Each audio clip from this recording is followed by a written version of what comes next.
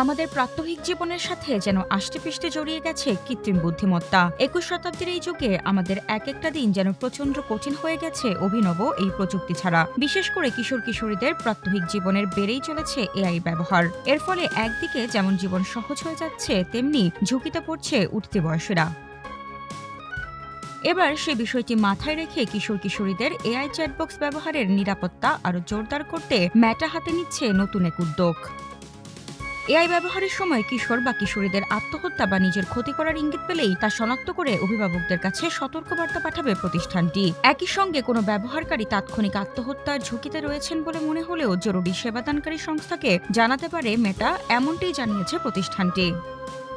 তবে প্রথম ধাপে এই সুবিধা পাবেন যুক্তরাজ্য, যুক্তরাষ্ট্র, কানাডা ও অস্ট্রেলিয়ার ইনস্টাগ্রামের প্যারেন্টাল সুপারভিশন ব্যবহারকারী অভিভাবকরা। বছরের শেষ নাগাদ বিশ্বের অন্যান্য দেশেও এই সুবিধার আওতায় আসবে।